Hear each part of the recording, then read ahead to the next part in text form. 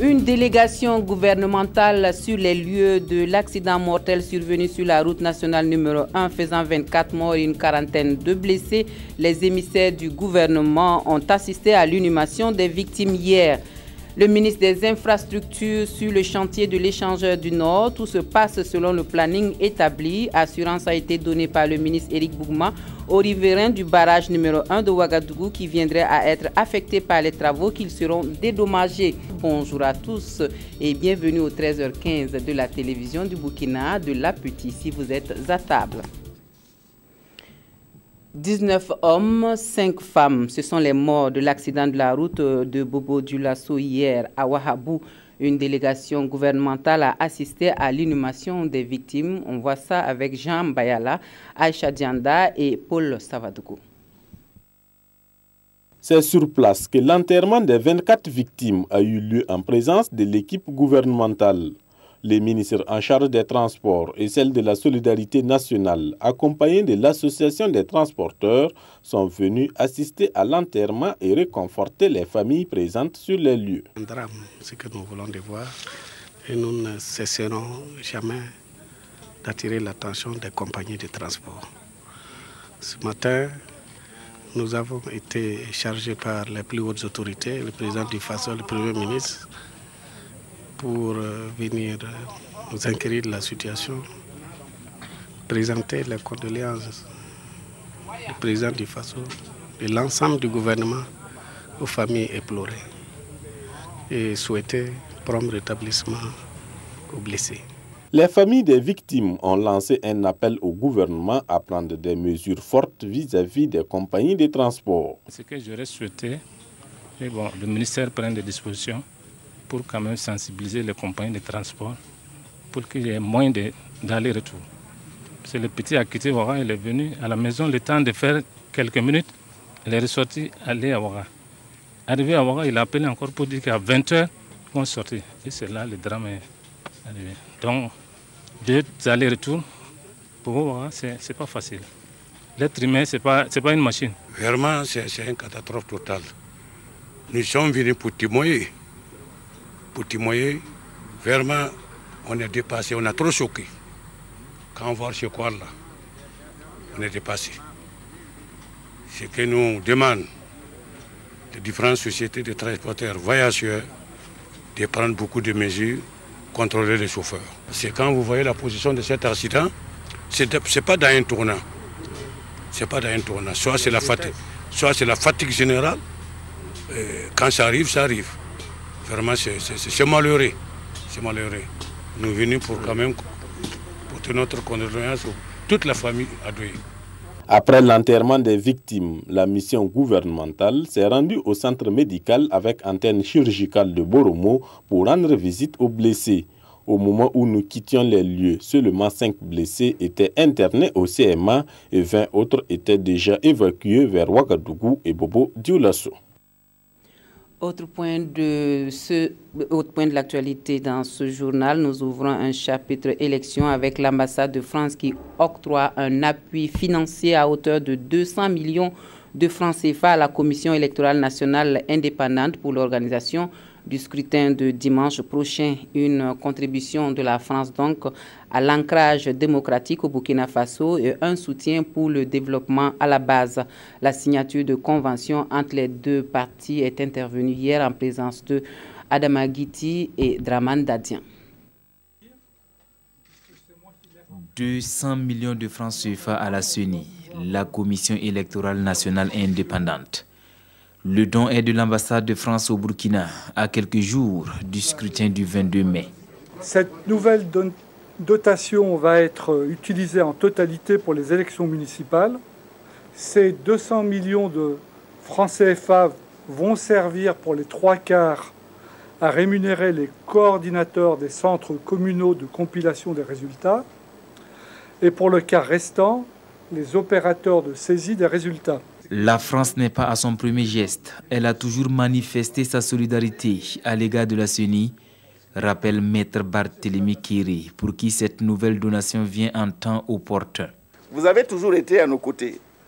Nous recevons votre contribution à quelques jours du scrutin, mais nous l'avons dit à point nommé, car elle coïncide avec la phase de la mobilisation, de recyclage et de déploiement des opérateurs de saisie, des administrateurs et des coordonnateurs des centres communaux de compilation des résultats que la CENI doit rémunérer, bien entendu. Côté organisation, tout est fin prêt. Assurance donnée sur place aux diplomates français. Les électeurs sont donc appelés aux urnes dimanche et Jules Thibault souhaite voir le succès démocratique du Burkina se confirmer ce 22 mai par un scrutin aux résultats incontestables. Et le ministre en charge de la fonction publique qui envisage multiplier les guichets pour la réception des dossiers pour les concours à forte affluence. Par contre, il n'y a pas pour l'heure nécessité de prolongation de la date limite de dépôt des dossiers. Donc, selon le ministre, c'est ce qui ressort en tout cas de la visite de Clément Savadogo sur les sites de dépôt de candidature pour les concours directs de la fonction publique. Au stade Issoufou Joseph Konombo de Ouagadougou, nous suivons le résumé de cette sortie avec Mathias Drabo et Mwokunda Biri. Clément Savadogo prend le pouls de l'ambiance qui règne sur les sites des dépôts des dossiers de candidature au concours direct 4 jours après l'ouverture. Au stade Joseph Konombo, première étape de sa tournée, le ministre visite les guichets et échange avec les réceptionnistes, lesquels disent rencontrer des difficultés avec certains candidats qui ne savent pas composer les dossiers. Il y a des dossiers incomplets. Souvent, les candidats, ils ne regardent pas bien, ils envoient souvent avec deux diplômes à la fois. Au lieu de bien regarder, ils confondent les trucs. Prochaine destination, le stade du 4 août. Ici, la difficulté des candidats se situe au niveau de la lenteur des dépôts. Et le ministre constate les longues files d'attente. Une situation beaucoup plus accentuée au niveau de certains concours comme l'ENAREF. Peut-être c'est le manque de personnel, je ne sais pas. Puis c'est pour rédiger les récépissés, là, ça prend beaucoup de temps. Le nombre de guichets n'est pas suffisant. Et puis bon, je crois bien, ceux que les récepteurs, là, je pense que eux aussi, ils sont un peu lents. Séance tenante, Clément Savadogo a pris la décision de démultiplier les guichets pour les concours à forte affluence. À la réflexion, j'envisage que nous puissions voir pour les années à venir et qu'on puisse réorganiser certains dispositifs. On peut penser par exemple à un changement de système en attribuant des numéros d'ordre d'arrivée, de sorte qu'on remet à chacun un papillon. Comme ça, il peut, en fonction de son numéro d'ordre, il peut se mettre à l'ombre, il peut même aller en ville faire quelques courses et il revient au moment où c'est à son tour pour déposer sans difficulté. Le ministre de la fonction publique compte en plus privilégier les modes d'inscription en ligne les années à venir. Débuté il y a près de 6 mois, les travaux de construction de l'échangeur du Nord sont toujours à la phase de début de réalisation. Mais le ministre des Infrastructures qui était sur le chantier tient à rassurer que tout se déroule selon le planning établi. Éric Bougouma a aussi confirmé aux riverains du barrage numéro 1 de Ouagadougou que ceux qui viendraient à être affectés par le chantier seront dédommagés. Le ministre a également pris connaissance des projets d'aménagement des voies entre l'échangeur de l'Est et le carrefour de Samba. On voit tout ça avec Konsoun Koulibaly et Ramatou Zida. Voici ce à quoi va ressembler l'échangeur du Nord une fois terminé. Ici, sur la base de l'entreprise chargée de l'exécution des travaux, la mission de conception et de contrôle de l'ouvrage explique en détail le projet au ministre en charge des infrastructures.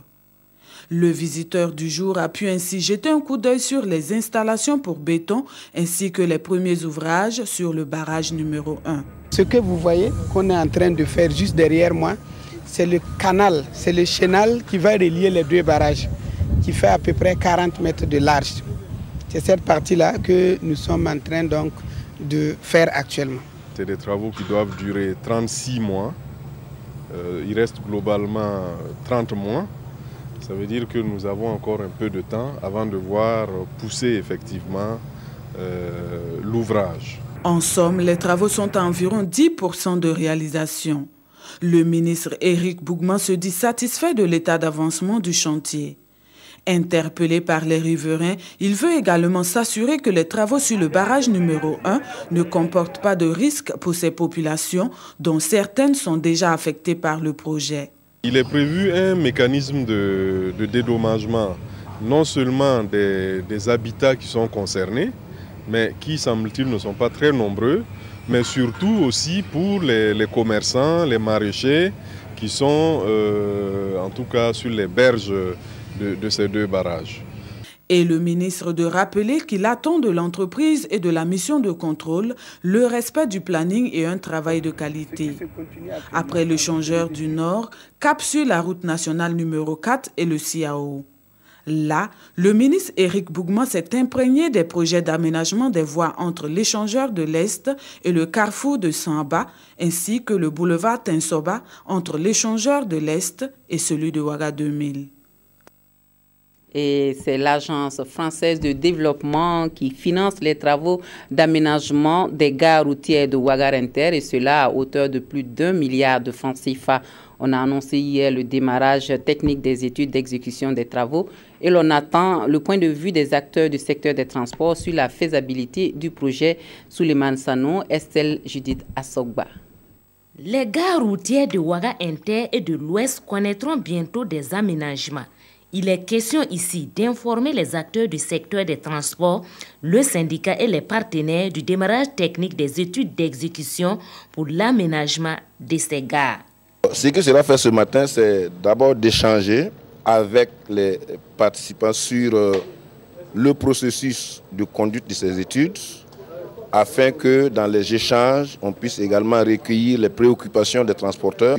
Quelle est leur vision pour l'aménagement donc de ces gares-là et quelles sont leurs préoccupations à prendre donc en compte par le bureau d'études dans le cadre donc des études d'aménagement de ces gares. Le démarrage des travaux est prévu en mars 2017. Le bureau d'études a 3 mois pour fournir un dossier d'appel d'offres pour le recrutement des entreprises.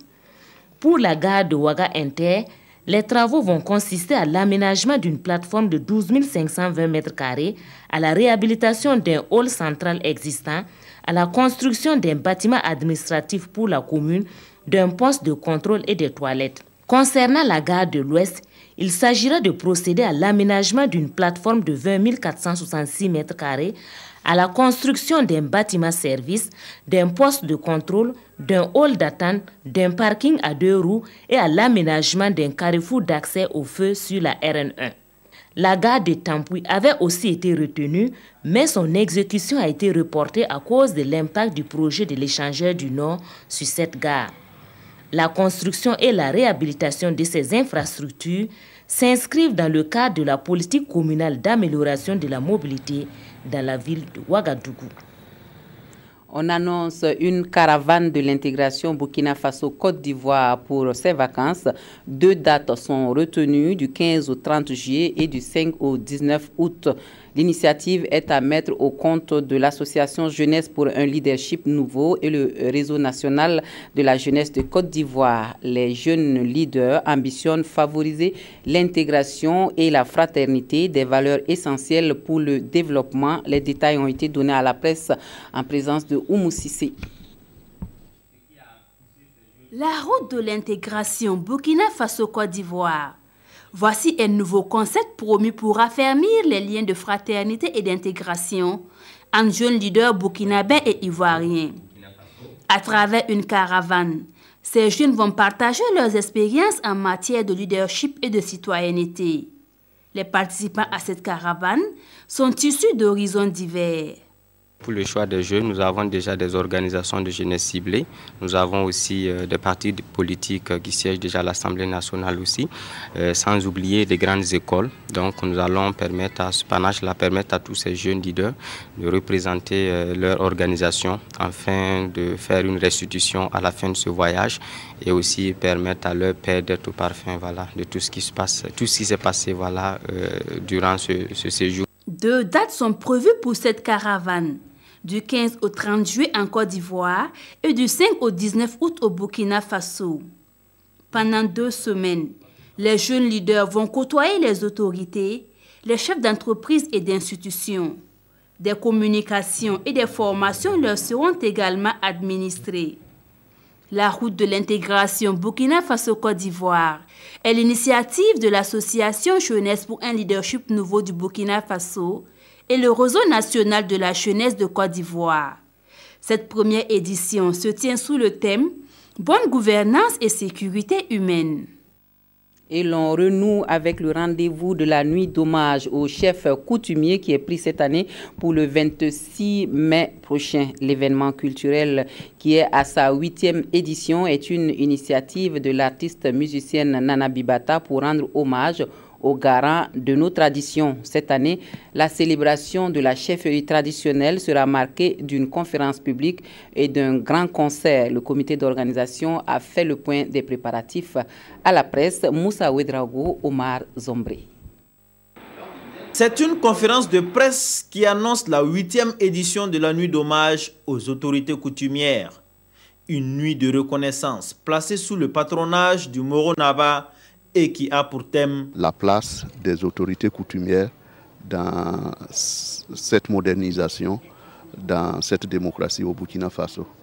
Faut-il continuer à creuser et puis leur donner un statut particulier qui va leur permettre de se libérer des carcans politiques et puis de vivre réellement leur rôle, leur place dans l'histoire, ou bien faut-il les laisser dans cette paupérisation généralisée. Ce thème sera animé par le professeur Albert Ouedraogo et modéré par les chefs traditionnels dans la matinée du 26 mai à la Maison du Peuple. Dans la soirée du jeudi, à 20h, à partir de 20h, c'est un aéroport d'artistes qui vont se succéder pour chanter la gloire, mais aussi pour donner des messages. Plus qu'une nuit, c'est une journée entière qui sera consacrée à magnifier toutes les têtes couronnées du Burkina Faso.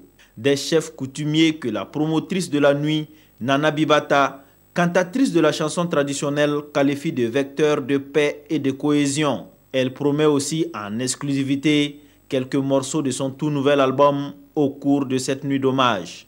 Et pour finir, les journaux de ce vendredi au Burkina analysent les préparatifs du processus électoral par la CENI à la veille des élections municipales. Les quotidiens reprennent également en cœur l'accident mortel de la route nationale numéro 1. Nous feuilletons les journaux avec Touboum Yveline Dabiri. Les parutions de ce jour titrent en cœur sur l'accident mortel sur la RN1, route de Bobo-Dioulasso.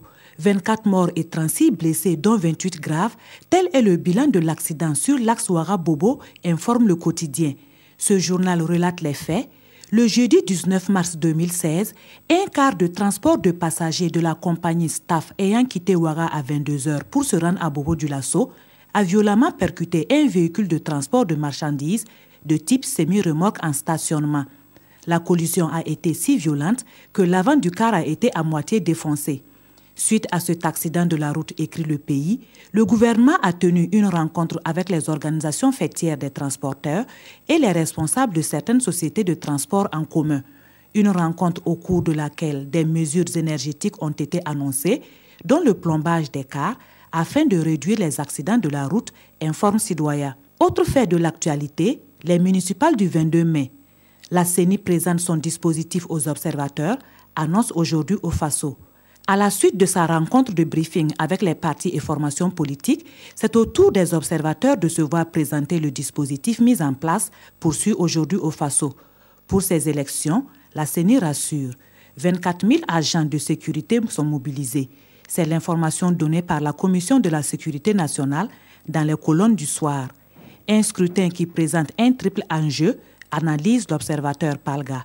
Des enjeux qui sont le taux de participation, l'apaisement et la transparence. Le troisième, enfin, c'est la reconfiguration du paysage politique. Voilà, on s'arrête ici pour l'actualité de la mi-journée. Merci de nous avoir suivis. Un excellent après-midi à tous et à toutes.